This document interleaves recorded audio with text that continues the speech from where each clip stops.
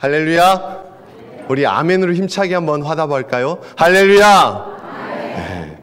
우리 목사님께서 50주년을 위해서 기도원 올라가셔서 지금 기도하고 계십니다. 여러분들 기도로 중보해 주시기 바라고요. 또 오늘 우리 교회에 귀한 목사님 모셨습니다. 클레어몬트 신학대학원 지금 목회 실천신학 교수님이시고 또 한국어 박사과정 그 원장님으로 계십니다. 우리 손을 들어서 할렐루야 하면서 맞이하겠습니다. 우리 목사님 나오실 때 박수 치면서 할렐루야로 맞이하겠습니다. 자, 할렐루야.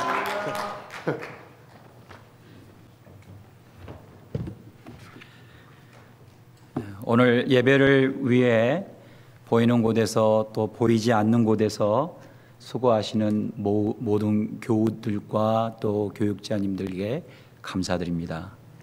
반갑습니다, 여러분.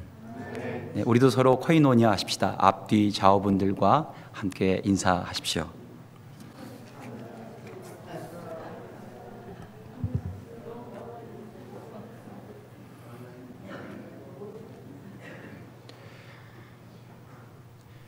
기도하시겠습니다.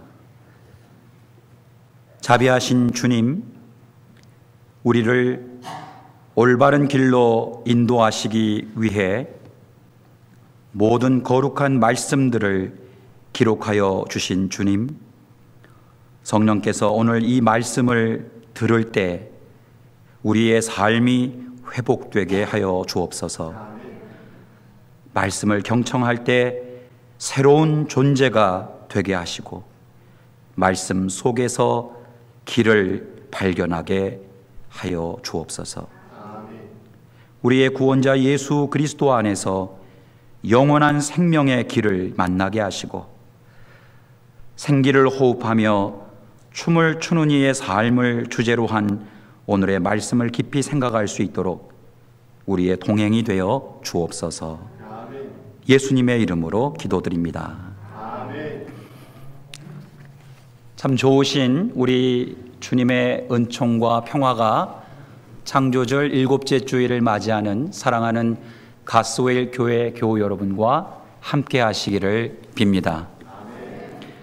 여러분, 설교 시작하면서 제가 시 한 편 낭송해도 되겠습니까? 아마 여러분 주보 뒷면에 나와 있을 것입니다.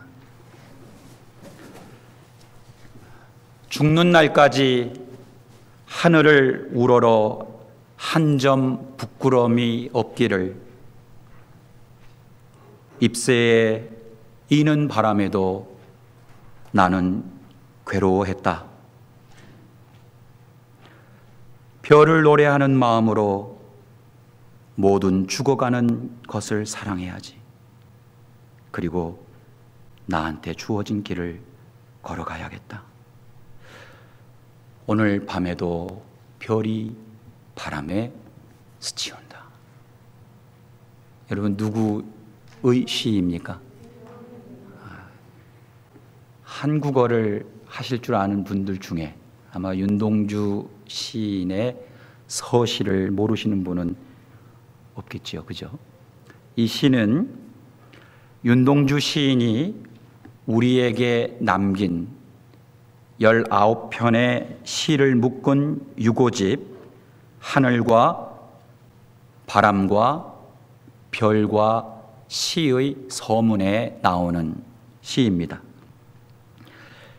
여러분, 올해가요 윤동주 시인 탄생 100주년이 되는 해입니다.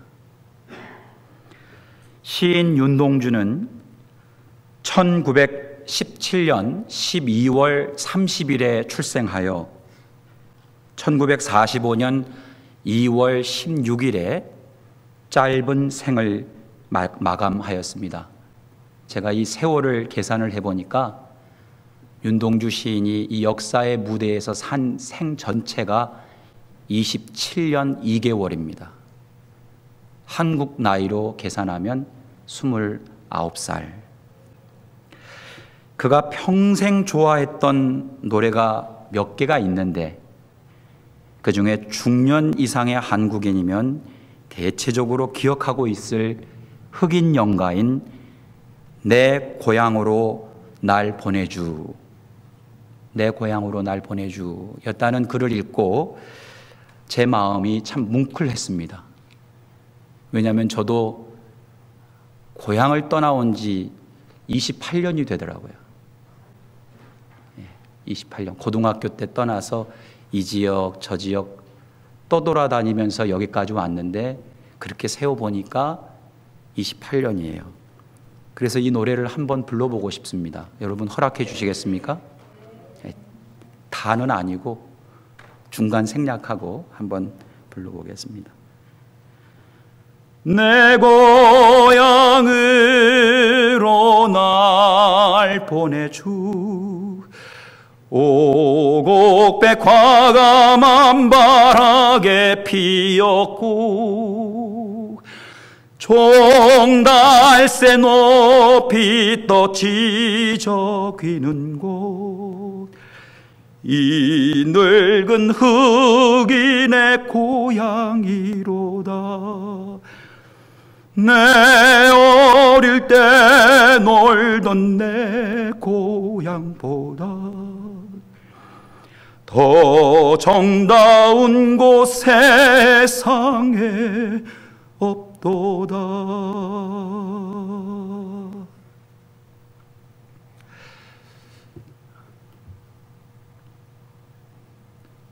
이 내 고향으로 날 보내주는 한국의 중학교 음악 교과서에 수록되어 있습니다. 내용은 흑인 노예가 고향 버지니아를 그리워하는 심경을 그리고 있는데 미국의 백인 작곡가 제임스 브랜드가 만든 곡입니다. 이 곡을 윤동주 시인이 불렀고 또 그의 탄생 100주년에 제가 제 연구실에서 설교를 준비하며 부르는데 참 마음이 아리고 또 뭉클하였습니다. 여러분, 윤동주 시인에게 내 고향은 어디였을까요? 내 고향. 저는 그곳이 어느 누구도 간섭하지 않는 자유의 땅이라고 그렇게 생각합니다. 제국의 날카로운 칼날에 찔리고 잘려나가는 그런 땅이 아니라 사나운 발톱에 의해 긁히고 멍들고 더 이상 상처 입지 않는 독립을 이룬 내 땅, 내 조국. 아마 그곳이 윤동주 시인이 부르면서 노스텔지어의 손수건처럼 갈망했던 내 고향이었을 것입니다. 이주민의 땅이라고 불리우는 북간도에서 태어나 정확하게 명칭은 중국의 룽징인데 이 룽징을 한국어로 용정이라고 합니다. 용정의 명동촌에서 시인 윤동주는 은진중학교까지 다녔습니다. 그런데 여러분, 북간도는 남의 나라 땅입니다. 남의 나라 땅. 평양에서 소년 시절에 숭실중학교를 3학년 편입했고요. 그리고 다시 중국 룽징 용정에서 광명중학교를 졸업했습니다. 그러고 보니 짧은 세월에 중학교를 3군데나 다닌 셈입니다. 그가 머물렀던 평양은 일제에 의해서 빼앗긴 강입니다. 빼앗긴 땅입니다. 평양은 일제에 의해서 빼앗긴 땅이었습니다. 그 후에 윤동주는 서울에서 연희 전문학교를 다녔습니다. 청년 시절에 거닐었던 조국의 한강도 일제가 강탈한 강이었습니다. 생애 마지막에 머물렀던 동경 그리고 교토, 아마 이 기간에는 영문학을 전공하기 위해서 일본으로 건너갔던 것 같습니다. 그것도 남의 나라 땅이었습니다. 더구나 일제는 단순히 남의 나라 땅이 아니라 그의 조국 산하를 침탈하고 짓밟고 빼앗은 제국의 땅이었습니다. 남의 나라 땅 북간도, 빼앗긴 땅 평양, 강탈당한 강 한강, 그의 조국을 무참히 짓밟은 남의 나라 땅 일본 제국에서 살다가 독립운동 혐의로 일본 경찰에 체포된 윤동주는 일본 교토의 후쿠오카 감옥에서 짧은 생을 마감했습니다. 저는 조국의 해방을 불과 6개월을 앞두고 젊고 이 아름다운 꽃이 그렇게 져버렸다는 글을 읽으며 참으로 마음이 아팠습니다. 현재 그의 유해는 그의 출생지인 북간도 룽징에 묻혀 있습니다. 여러분, 그의 삶은, 그의 생애는 마른 뼈와 같았습니다. 자신의 고향을 잃어버린 그의 몸과 마음은 서럽고 고달프고 굶주렸습니다. 여러분, 그가 살았던 시대는 마른 뼈와 같았습니다. 정복과 억압과 폭력이 난무하고 내 나라의 언어와 내 선조가 지어주신 이름마저 빼앗아 버리고 강제로 일본식 이름을 부여하는 그런 세상, 그 시대는 마른 뼈와 같았습니다. 히라누마 도슈, 1941년 겨울에 이름을 바꾸지 않으면 퇴학시키겠다는 일본의 강요에 의해 윤동주가 창시 개명한 이름입니다. 그리고 그는 바로 이어 참회록이라는 그의 마지막 시를 썼습니다. 오늘 우리가 읽은 에스겔 선지자가 살았던 시대에도 이스라엘 백성은 마른 뼈와 같았습니다. 이집트와 바벨론 사이에서 줄다리기 하다가 결국 바벨론에 의해서 BC 587년에 이스라엘이 망했습니다. 이스라엘 백성들은 바벨론에게 포로로 잡혔습니다. 바벨론에 의해 갇혔습니다. 그리고 바벨론에 의해 무너졌습니다. 저는 이 잡히고 갇히고 무너졌다는 이 단어들이 얼마나 저를 답답하게 하고 저를 힘들게 하던지요.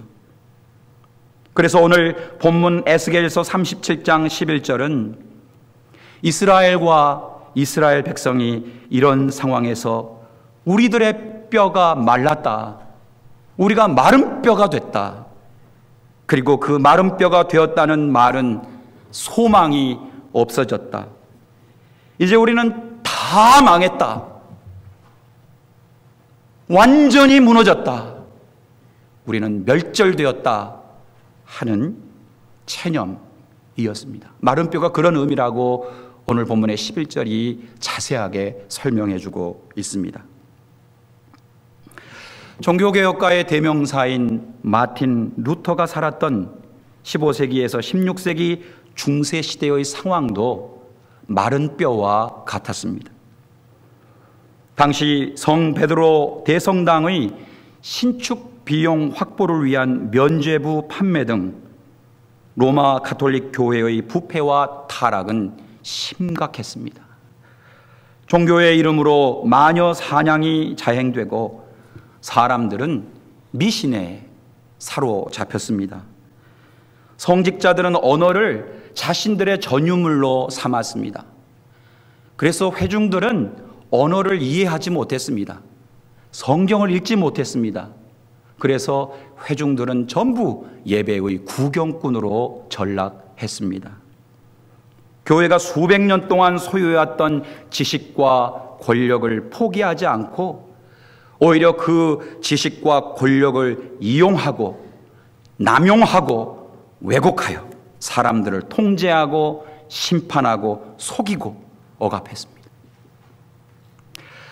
이러한 시대 상황이 마틴 루터에게는 마른 뼈와 같은 경험이었을 것입니다. 여러분, 우리가 살고 있는 세상의 풍경도 마른 뼈와 다를 바 없습니다. 오늘 주보에 실은 시편 32편의 시인은 자기 자신이 지금 현재 마른 뼈와 같다고 심경을 토로합니다.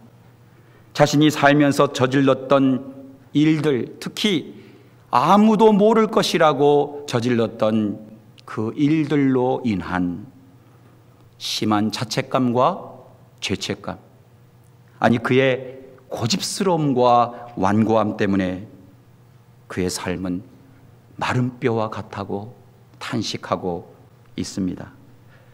아침에는 우리 최 목사님께서 시편 32편을 읽어주셨는데 오늘 지금 이 시간은 유 목사님께서 시편 32편 시인과 감정이입이 되어 한번 드라마틱하게 한번 읽어주시면 좋겠습니다. 여러분 주보에 나와 있습니다. 내가 서설치 아니할 때에 종의 시궁함으로 내 뼈가 쇠하였도다. 주의 손이 주야로 나를 누르시고 내 진액이 화하여 여름 가물에 마른같이 되었나이다. 어찌 저 유 시인의 마음이 여러분에게 전달되십니까? 저와 여러분은 어떻습니까? 마른 뼈라는 단어를 들을 때 여러분의 지금 삶은 어떻습니까? 여러분의 가정은 어떻습니까? 우리가 살아가는 세상은 어떻습니까? 올해가 종교 500주년이라고 합니다. 그런데 그리스도인으로서 우리에게 가슴 아픈 마른 뼈와 같은 교회의 현실은 어떻습니까? 교회가 자본주의 신화의 포로처럼 사로잡혀 있고 거인이 되고 싶어하는 신화에 빠져 교회의 본질이 무너지고 바알과 황금 송아지와 같은 신자유주의의 신을 쫓아다니고 물질 축복의 신에 갇혀 있지는 않느냐는 말씀입니다. 반공주의 사상에 물든 적대문화, 나와 생각이 다르면 다 적인, 내 뜻과 맞지 않으면 전부가 에너미인 이 적대 문화, 가부장적인 유교 문화, 여전히 교회 안에 남자와 여자가 구별이 되고 남성에게 더 많은 역할이 부여가 되고 여성들은 보이지 않는 곳에서 섬기고 봉사하는 것이 미덕이 되어 있는 이 가부장적인 유교 문화가 깊숙이 배어 있는 교회, 갑을 관계의 위계구조, 여전히 혈연, 학연, 지연으로 나누어져서 갑과 을로 의식적으로 무의식적으로 사람들을 배제하고 또 사람들을 끌어안는 이 가불의 위계구조, 샤머니즘, 기복종교에 빠져 교회가 교회다움을 상실하고 지금 우리의 교회들이 마른 뼈와 같이 되어 있지 않는가 하는 물음입니다. 참으로 참담한 물음과 질문이 아닐 수 없습니다. 그러고 보니 여러분 공통점이 있어요. 아이러니하게도 마른 뼈가 함의하고 있는 우리 인간의 실존과 세상의 풍경은 시대가 아무리 바뀌어도 하나도 바뀐 것이 없다는 겁니다. 하나도 바뀐 것이 없다는 겁니다. 이것이 우리의 존재의 아픔이고 우리 역사의 슬픈 자화상입니다. 억압과 폭력, 탐욕과 무지, 욕망이 난무하는 세상 한복판에서 경험할 수밖에 없는 이 현실들이 바로 우리가 경험하는 마른 뼈 혹은 마른 뼈들입니다. 안타깝게도 이번 라스베가스에서 있었던 큰 총기 사고도 마른 뼈와 같은 우리 인간의 현실을 가장 잘 드러내주는 슬픈 단면이라고 할 수 있겠습니다. 그런데 오늘 본문은 그 마른 뼈들이 어떻게 해야 살아나고 어떻게 해야 회복되는지를 알려주고 있습니다. 오늘 우리가 읽은 본문을 제가 간단하게 요약하면 마른 뼈들을 살리시는 하나님의 생명의 말씀이 있어야 합니다. 그리고 이 마른 뼈들이 생명의 말씀을 들어야 합니다. 그리고 이 생명의 말씀이 들려지도록 외치는 자가 있어야 합니다. 이것을 말하는 사람이 있어야 합니다. 그래야 듣죠. 그런데 이 말씀을 외친 후에 뼈에 힘줄이 생기고 살이 돋고 가죽으로 덮인다고 해서 그 죽은 몸덩어리들이 살아나지 않는다고 본문은 증언하고 있습니다. 그 몸들 안에, 그 움직이지 못하는 덩어리 같은 그 몸들 안에 뭐가 반드시 있어야 한다라고 말하고 있습니까? 한번 큰 소리로 얘기해 보시죠. 뭐가요? 네, 생기. breath. 숨이 있어야 한다고 그렇게 증언합니다. 또 한 가지 중요한 것은 하나님은 죽이시는 분이 아니라 죽음을 방치하고 내몰라라 하시는 분이 아니라 하나님은 살리시는 분이라는 것을 아는 것이 마른 뼈들이 살아나는 것이라고 합니다. 6절에서 그렇게 증언하고 있습니다. 아는 것, 하나님이 어떤 분이시라는 것을 아는 것, 그래야 죽은 마른 뼈들이 살아난다고 전합니다. 거꾸로 말하면 우리의 현실이 마른 뼈의 처지와 같다면, 오늘 우리가 사는 우리의 삶의 처지가 마른 뼈와 같다면 그것은 참으로 역설적이게도 하나님이 어떤 분이시라는 것을 우리가 모르기 때문입니다.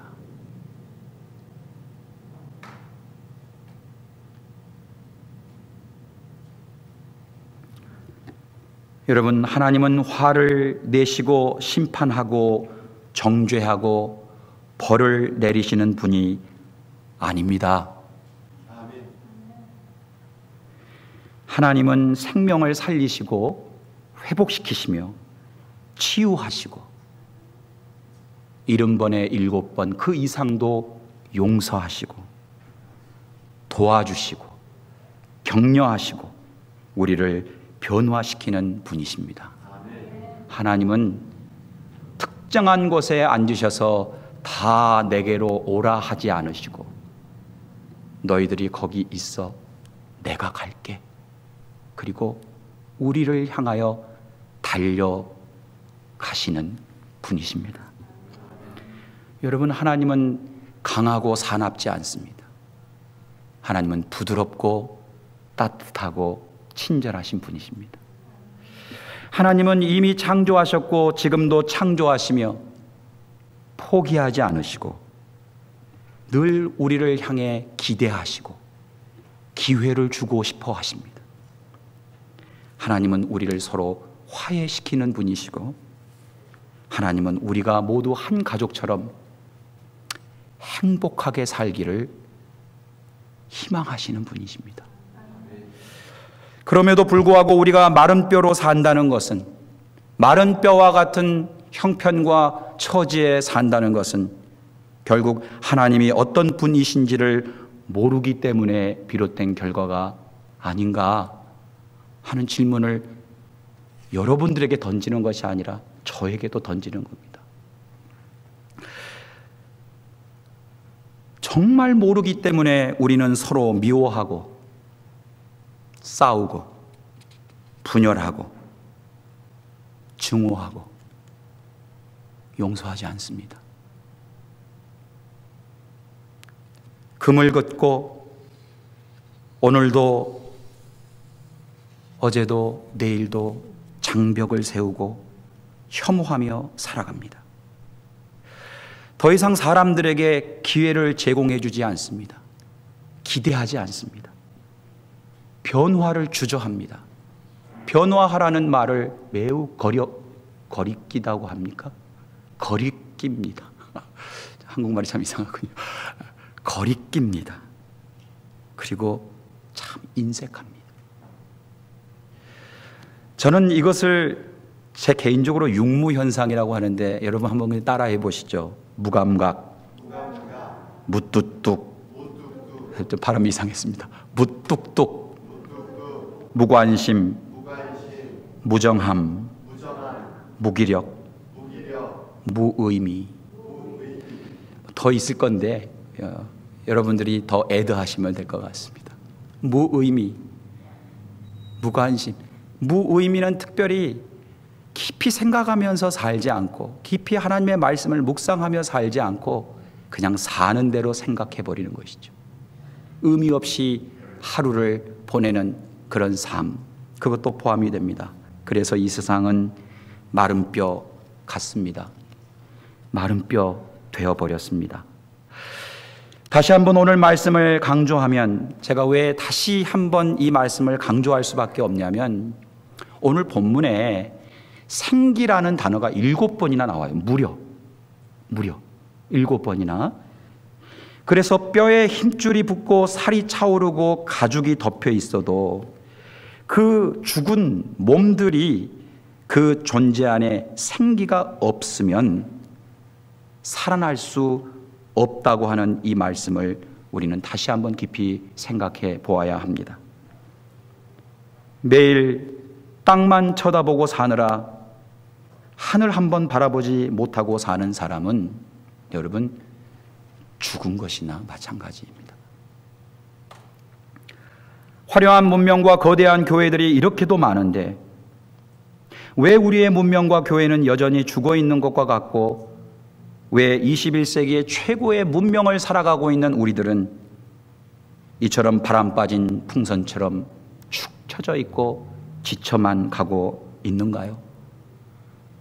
뭐라고 딱히 제가 증명할 수는 없지만 오늘 말씀에 비추어 보면 분명히 하나님의 생기가 없기 때문입니다. 그런데 사실 오늘 본문의 말씀은 어떤 면에서는 참으로 우리의 맥을 빠지게 만듭니다. 왜냐하면 우리에게는 너무나 많은 하나님의 말씀이 있거든요. 여러분 지금 앞에 성경책 있으시죠? 얼마나 많은 성경의 번역본들이 우리 주변에 있습니까? 인터넷만 들어가 봐도 얼마나 많은 성경책들을 자유롭게 읽을 수 있고 들을 수 있습니까? 외치는 자가 없나요? 저도 오늘 외치고 있잖아요. 여러분들도 세상 밖으로 나아가면 하나님의 말씀을 전하지 않습니까? 외치는 자가 있습니다. 그리고 하나님의 말씀도 있습니다. 생기 부분은 좀 모호하긴 하지만 오늘 본문에 생기가 6번 언급되면서 4번은 breath로, 그리고 2번은 wind로 나옵니다. 바람. 그러니까 그것이 정확하게 무엇라고 딱히 말하기는 어렵지만 그것이 바람과 같은 것이라면 우리에게도 그런 건 있지 않습니까? 우리도 호흡하고 이렇게 살아서 듣고 말하지 않습니까? 그러면 생기 같은 것도 우리에게 없다, 생기가 없다고 단정하기도 참 어렵습니다. 더구나 여러분, 하나님께서 살리시는 분이라는 것을 오늘 처음 들으셨습니까? 설마요? 절대 그렇지 않으실 겁니다. 하나님께서 살리시는 분이라는 것을 여러분들은 알고 계십니다. 그런데 말입니다. 그런데 우리는 왜 마른 뼈처럼 살아가고, 그걸 다 알고 있는데, 그게 다 여기 있는데 왜 우리의 가정과 우리의 교회, 우리가 사는 세상은 여전히 마른 뼈와 같냐는 말씀을 계속 질문하지 않을 수 없습니다. 왜 사람들은 자꾸만 분노를 조절하지 못하고 잔인한 괴물로 변해가는 것일까요? 저는 비신자를 이야기하는 것이 아닙니다. 그리스도인들을 말하는 것입니다. 왜 사람들은 자기와 생각이 다르다면 자꾸 증오하고 혐오하고 미워하는 것일까요? 저는 이런 질문을 스스로 던질 때마다 무기력해집니다. 허탈합니다.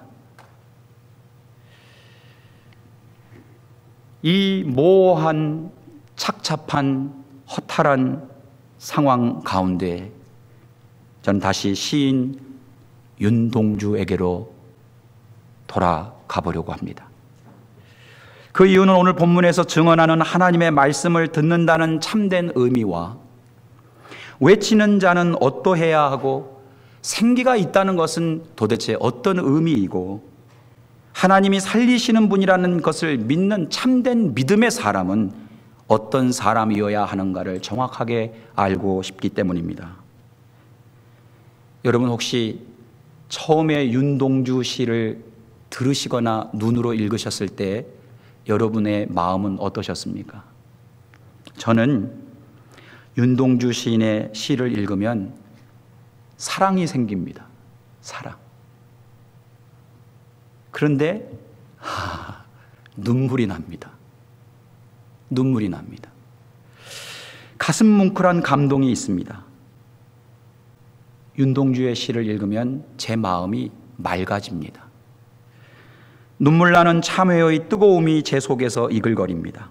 그의 시는 기독교적인 신앙과 성경의 깊은 사색으로부터 비롯된 현실 극복의 의지를 노래하고 있기 때문에 마음 한켠은 아리지만 참 신기하게도 또 다른 마음 한켠은 뭔지 모를 다짐과 결심이 안에서 뜨겁게 솟구쳐 오릅니다. 그는 약해 보이고 부드럽고 서정적이지만 그 속에는 단단한 저항의식이 있음을 느낍니다. 하늘을 보고 바람을 보고 별을 보고 어둠이 짙어가는 오늘 밤에도 나에게 주어진 길을 걸어가야겠다고 고백하는 윤동주의 서시에서 저는 하나님의 말씀을 들은 사람, 하나님의 말씀을 외치는 사람, 생기와 호흡하고 생기와 춤을 추는 사람, 하나님은 살리시는 분이시라는 것을 올바르게 정확하게 믿는 사람의 보는 눈이 세상을 바라보고 사물을 바라보는 그 보는 눈이 어떠해야 하는가를 저 또한 보게 됩니다. 여러분, 시인은 사물을 보는 사람이고 사물을 관찰하는 사람입니다. 무엇을 보느냐 하는 것은 그 사람의 관심사와 마음이 서로 연결되어 있습니다. 처음 집을 방문했는데 그 집에 가서 저 피아노 참 좋은 피아노입니다 라고 했다면 분명히 그분은 피아노 전공자이십니다. 야, 이 집에는 참 책이 많네요 라고 처음 책이 보였다면 분명 그분은 책을 좋아하시고 공부하는 것을 즐겨하는 분이실 겁니다. 보는 것은 그 사람의 관심사와 마음이 연결되어 있습니다. 안도현 시인은 연탄재 하나를 보고 이렇게 시를 지었습니다. 너에게 묻는다. 연탄재 함부로 발로 차지 마라. 너는 누구에게 한 번이라도 뜨거운 사람이었느냐?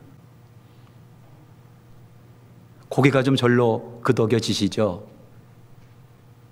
지금 눈에 보이는 이 모양이 연탄재라고 무시하지 말라는 겁니다. 이 연탄재가 지난 새벽에 어느 집에 어느 사람들을 따뜻하게 재우기 위해 자신의 온 몸을 불살라 그 집을 위해 헌신했던 그것을 안다면 어떻게 그것을 함부로 발로 찰 수 있느냐? 그대는 단 한 번이라도 그렇게 뜨거웠던 적이 있었느냐 하는 우리의 삶을 되돌아보게 하는 참 깊이 있는 시이죠. 시인 고은은 꽃을 보면서 이렇게 짧은 시 한 편을 지었습니다. 내려갈 때 보았네, 올라갈 때 못 본 그 꽃. 이게 답니다. 내려갈 때 보았네, 올라갈 때 못 본 그 꽃. 인생이 마냥 올라갈 줄만 알았던 욕망과 욕정에 사로잡혀 있는 인간이 어느 순간 내려와야 하는 길이 있음을 깨닫게 된 거죠. 아무것도 쥔 것 없이 허탈한 마음으로 아래를 내려올 때에서야 비로소 그 평범한 꽃이 보였다. 정호승 시인은 벽에 걸려있는 못 하나를 보고 등이 굽어져 있는 아버지를 생각했습니다. 그 구부러져 있는 못이, 여러분 못을 오랫동안 벽에다가 박아놓으면 시간이 지나면 어떻게 되죠? 무게를 못 이기고 구부러지잖아요. 그 못을 빼내다가 울컥한 겁니다. 그의 아버지가 보였기 때문이죠. 그래서 그 시의 한 부분을 읽어드리면, 아버지도 한때 벽에 박혀 녹이 슬도록 모든 무게를 견뎌냈으나 벽을 빠져나오면서 그만 구부러진 못이 되었다. 가족의 삶의 무게를 견뎌내느라 어느 순간 등이 굽어버린 아버지의 삶을 구부러진 못으로 표현해낸 것입니다. 너무 심각해져서 하나는 좀 웃는 이야기로 지나가죠. 남자 소변기를 본 어느 작자 미상이 이렇게도 말을 했습니다. 남자가 흘리지 말아야 할 것은 눈물만은 아닙니다. 죄송합니다. 여기서 한번 웃어주셔야 중간으로 넘어가는데, 시인은 평범한 사물을 보면서 아름다운 시를 잉태하는 사람입니다. 예수님도 요한복음 3장 3절에서 사람이 거듭나지 아니하면 하나님의 나라를 볼 수 없다고 말씀하셨습니다. 여러분, 저는 이 말씀을 여러분이 다시 한번 마음속으로 읽어보셨으면 좋겠습니다. 사람이 거듭나지 아니하면 하나님의 나라를 어떻다고요? 볼 수 없다고요. 하나님의 나라를 들어갈 수 없다고 해야 되는 것이 우리의 상식 아닙니까? 그런데 예수님께서 사람이 거듭나지 아니하면 하나님의 나라를 볼 수 없다, 이렇게 보는 것은 참으로 중요한 문제입니다. 평범한 일상 속에서 주님의 손길을 보는 사람이 신앙인입니다.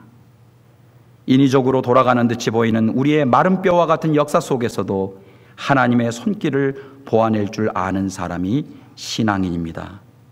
저는 이런 면에서 윤동주 시인이 하늘을 보고 별을 보고 바람을 보며 마른 뼈와 같은 세상은 저항하되 죽어가는 것들을 모두 사랑해야겠다는 이 마음을 품은 것처럼, 저와 여러분도 이제부터 보는 눈이 달라지고 우리 주변에 있는 모든 죽어가는 것들을 사랑하는 저와 여러분이 되기를 축복합니다.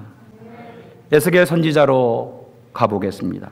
이미 말씀드린 대로 윤동주 시인이 경험했던 마른 뼈의 상황과 에스겔이 경험했던 마른 뼈의 상황은 별 다를 바 없었습니다.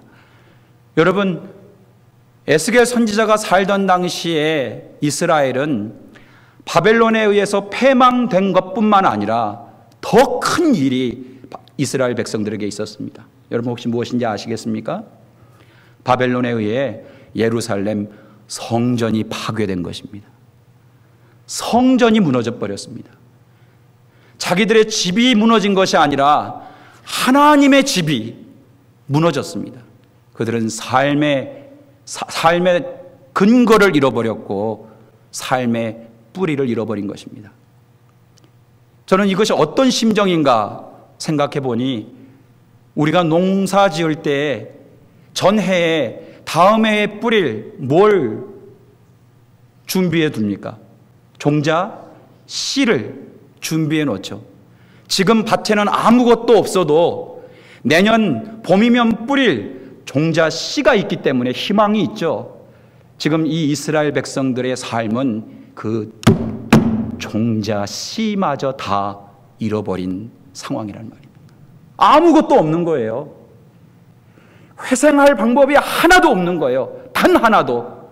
종자 씨마저 다 잃어버린, 뿌리를 송두리째 뽑혀버린 바로 그 상황, 그게 이스라엘 백성의 예루살렘 성전이 함락된 상황입니다. 이런 상황에서 에스겔 선지자가 환상을 보고 하나님께서 말씀하신 대로 마른 뼈들을 향해 외쳤습니다. 자기 절망과 비관에 매몰되어 희망을 잃어버린 채 살아갔던 사람이라면 에스겔은 그가 보았던 환상을 한여름밤에 꿈처럼 치부해 버렸을 것이고 하나님이 외치라는 소리에 귀 기울이지 않았을 것입니다. 저는 이런 에스겔의 모습 속에서 저를 바라봅니다.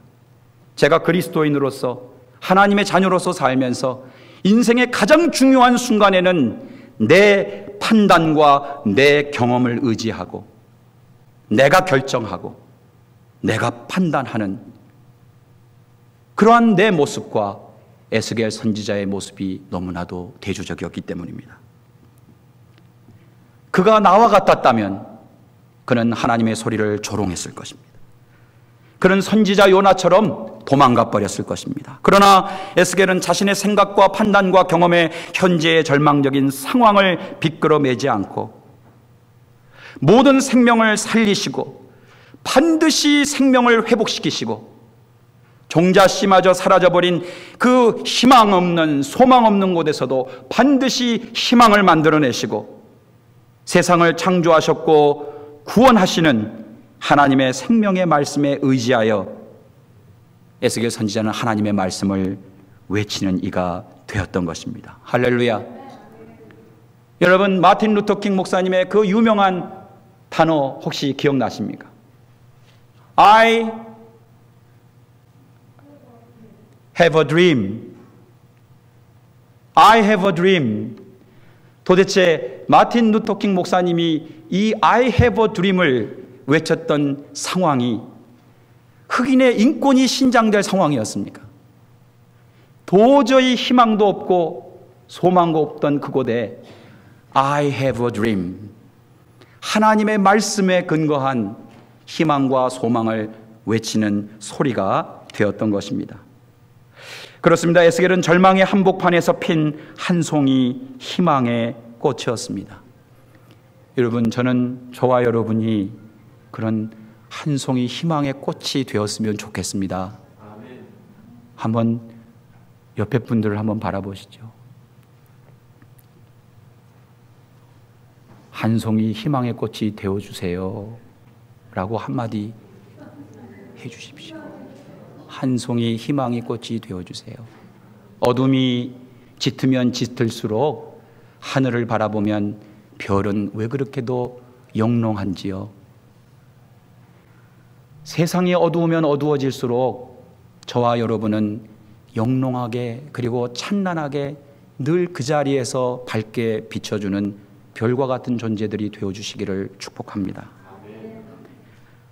마틴 루터도 마찬가지입니다. 그가 성 베드로 성당의 신축 비용을 확보하기 위해 면죄부 발행을 남발한 교황청에 이의를 제기하고 저항하고 항의하며 불복종하면서 비텐베르크 대학 성당 정문에 붙였던 95개조 반박문은 모두 하나님의 말씀에 근거한 것입니다.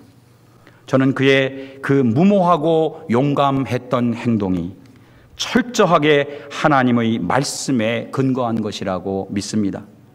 오직 은총으로만, 오직 말씀으로만, 오직 성령으로만은 하나님의 말씀을 올바르게 이해한 자만이 죽음을 두려워하지 않고 용감하게 외치는 그리고 행동할 수 있는 사람의 모습입니다. 하나님의 말씀을 행동하는 이는 불복종하고 항의하고 저항하며 이의를 제기해야 하는 것입니다. 한번 따라해 보시죠. 불복종하고 항의하고 저항하며 이의를 제기하는 것. 아마 이 말씀을 함께 따라하신 분들 심경이 복잡하실 수도 있겠습니다. 아니, 그리스도인이라면 사랑하고 화해하고 화평하고 용서해야지 뭘 불복종하고 이의를 제기하고 세상을 시끄럽게 만드나. 여러분, 저와 여러분은 혼자 가지고 싶어하는 소유욕과 독점은 불복종해야 합니다. 그리고 내 호주머니에 있는 돈을 꺼내어 구체적으로 나눔을 실천해야 합니다. 여러분, 증오와 혐오를 저항하십시오. 그리고 사랑과 용서와 연민을 의식적으로, 의도적으로, 일부러 행동해야 합니다. 분열이 있는 곳에 이의를 제기해야 합니다. 동조하시면 안 됩니다. 분열이 있는 곳에는 의의를 제기하고 일치와 연합을 추구해야 합니다. 전쟁과 테러에 항의해야 합니다. 그리고 우리는 평화의 일꾼으로 살아야 합니다. 부정과 부패에 침묵하지 마십시오. 거짓의 위선에 침묵하지 마십시오. 저항해야 합니다. 그리고 정의와 정직과 성실함을 추구해야 하는 것입니다. 차별의 이의를 제기해야 합니다. 혐오가 있는 곳을 불복종해야 합니다. 그리고 평등을 행동해야 합니다. 소유와 채움에 불복종하시고 절제와 비움을 실천해야 합니다. 나를 비워야 누군가 내 안에 와서 쉴 장소가 있지요. 나로 가득 차 있어서 어느 누구 하나 와서 쉴 곳도 없는 인생이라면 그것은 죽은 존재나 마찬가지라는 말씀입니다. 저는 이러한 프로테스탄트의 정신이, 제가 지금 말씀드린 게 프로테스탄트입니다. 프로테스트가 이런 네 가지의 의미를 갖고 있습니다. 이 프로테스트의 정신이 프로테스탄트인이신 여러분들에게 회복되기를 바라고 그 생기와 호흡하고 춤출 수 있기를 축복합니다. 저는 여러분에게 한 청년을 소개하고 싶습니다. 이 청년이 살던 세상 똑같이 마른 뼈와 같은 세상이었습니다. 그는 알았습니다. 그가 살지 않았던 과거도 마른 뼈의 세상이었다는 것을. 그는 알고 있었습니다. 그가 살지 않은 미래도 마른 뼈와 같을 것이라는 것을. 그가 살던 시대에 이 청년은 목자 없는 양과 같이 떠돌아다니는 사람들을 보았습니다. 성경은 그런 사람들을 보고 그가 민망히 여겼다, 긍휼히 여겼다라고 하는데 저는 그런 말이 너무 나이브하다고 생각합니다.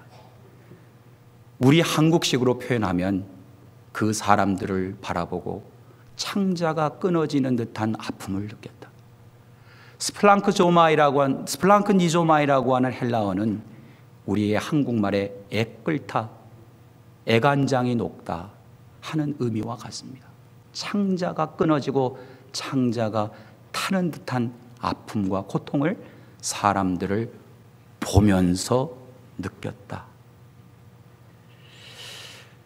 그리고 그는 그들에게 하나님의 나라의 희망을 말하였습니다. 하나님의 나라가 어떤 곳인가를 외쳤습니다. 그런데 그는 그가 보고 말하는 것으로 그의 삶을 마치지 않았습니다. 그는 그가 보고 말하였던 것을 행동하였습니다. 그 청년은 병든 자들을 치유하며 돌보았습니다. 그 청년은 어떠한 자격을 묻지 않고 자신의 식탁에 병든 자와 죄인으로 규정된 그 당시 사회가, 제도가, 문화가, 통념이, 그 당시의 율법이 너희들은 죄인이야 라고 몰아붙여 죄인으로 규정된 그 사람들을 그의 식탁에 불러 초대하여 음식을 나누었습니다. 이 모습이 바리새인들에게, 서기관들에게 굉장히 밉보였던 행동 중에 하나였죠. 그 청년은 12해 동안 혈루증을 앓은 여인을 아무 조건 없이 치료해 주었습니다. 어릴 때부터 시각장애인이었던 아이, 오른손이 말라 어그러졌던 산에 들것에 실려 지붕을 뚫고 내려왔던 중풍병자, 민족의 반역다했던 세리, 뽕나무에 올라갔던 삭개오를 다 환영하고 환대하였습니다. 그 청년은 썩어서 냄새가 나는 동굴을 향해 나사로야, 걸어 나오라. 거기 그렇게 누워 있지 말고 걸어 나오라 라고 외쳤습니다. 그 청년은 죽어 있는 소녀를 향하여 이 소녀가 죽어 있는 것이 아니라 잠들어 있다. 소녀야, 일어나라. 달리다금이라고 외쳤습니다. 세상을 보지 못해 갑갑해하고 답답해 있던, 자기의 어둠 속에 잡혀 있고 갇혀 있었던, 그래서 자신의 인생이 철저하게 무너졌던 시각장애인을 향하여 예수님께서는 에바다, 열려라, 보라, 보는 눈이 되어라 라고 외치셨습니다. 바로 이들은 모두 자기 인생에서 마른 뼈들처럼 살아가던 인생들이었습니다. 그는 밤에 몰래 찾아와 영생이 무엇인지를 물어보던 율법학자에게 나도 모르겠소 라고 하지 않고 친절하게 구원이 무엇이고 영생이 무엇인지를 말해 주었습니다. 목마르고 배고파하던 군중들을 불쌍히 여겨 5,000명과 4,000명이 배부르게 먹을 수 있도록 정말 말 그대로 광야에서 잔치를 벌여 주었습니다. 가나의 혼인잔치는 상상만 해도 신이 나죠. 포도주가 다 떨어져서 먹을 것이 없던 상황에 그 청년이 그 집의 포도주보다 더 맛있는 포도주를 마련하여 잔치가 더 큰 향연이 될 수 있도록 도와주었습니다. 그 청년은 자신이 십자가에 처형되기 전날 밤 그의 제자들의 발을 손수시켜주며 그들을 섬겼습니다. 그 청년은 제자들과 마지막 저녁 식사를 나누었던 마가의 다락방에서 곧 있으면 자신을 배신할 가롯 유다를 난 그대와 함께 식사하지 못하겠소.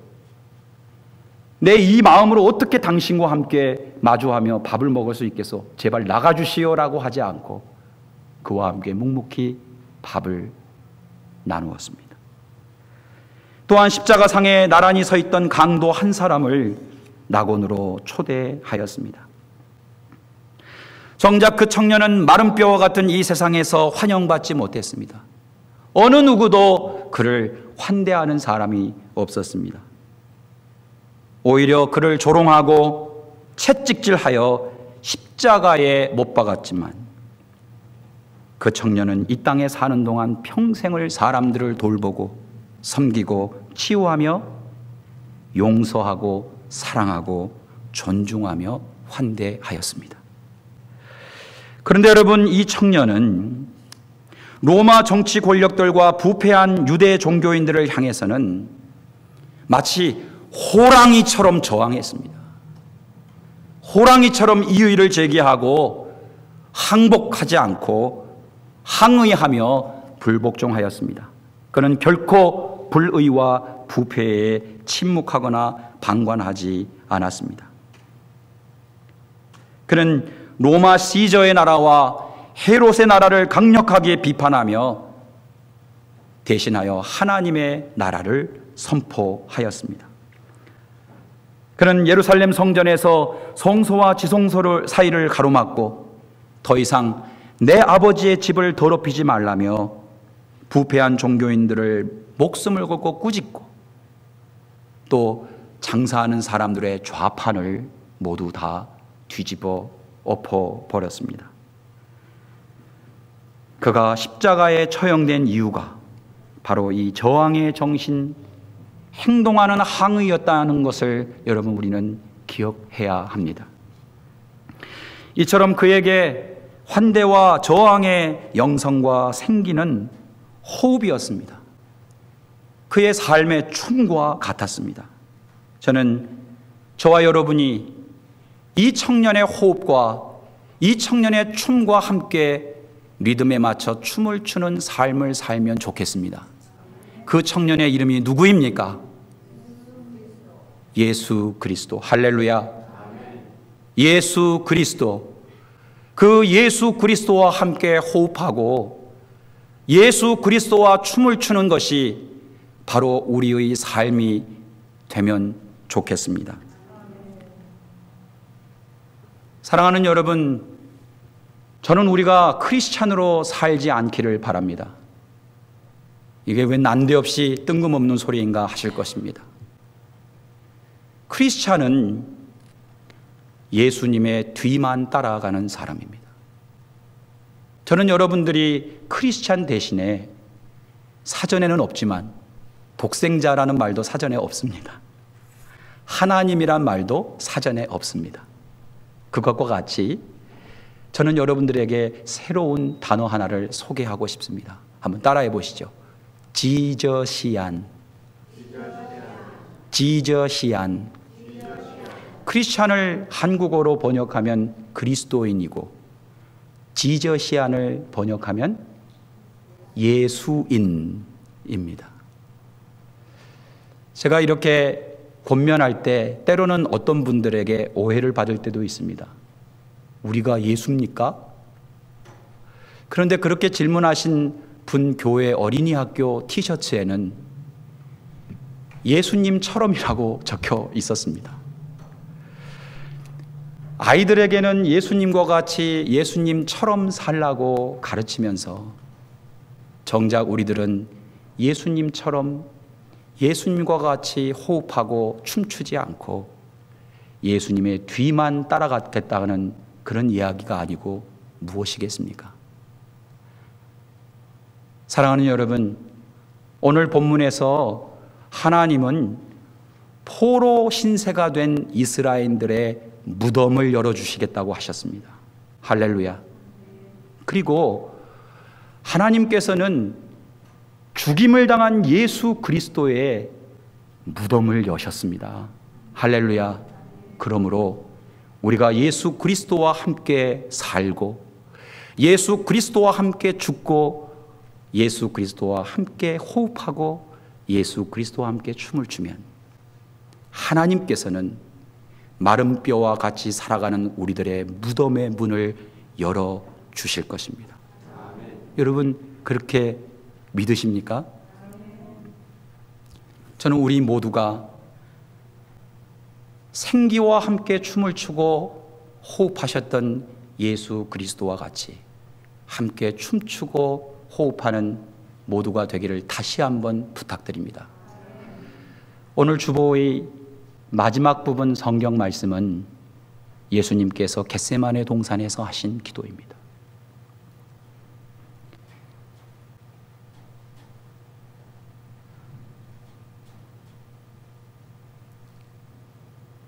여러분, 뭐라고 적혀 있나요?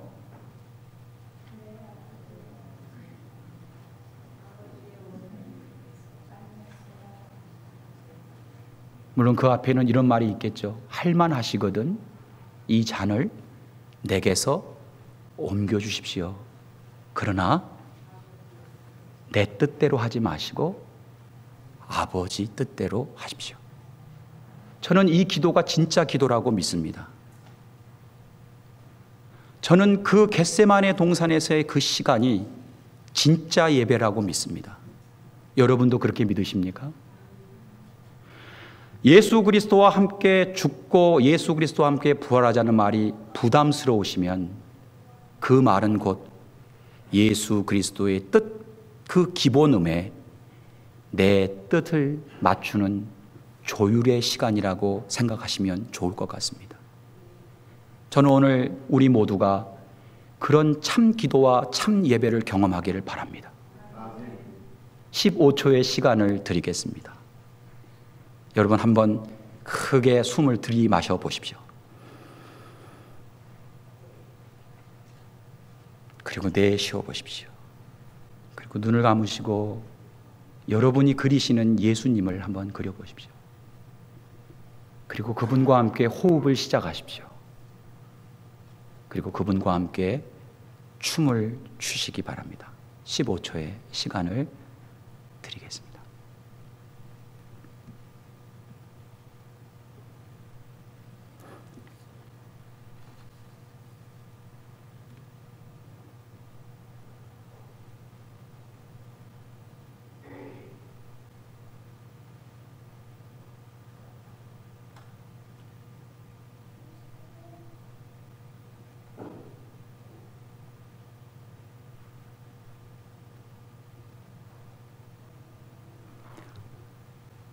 생명의 주님, 이 말씀 따라 사는 동안 지치지 않게 해 주십시오. 이 말씀의 길을 걸을 때 우리의 삶에서 하나님의 나라를 경험하게 해 주십시오.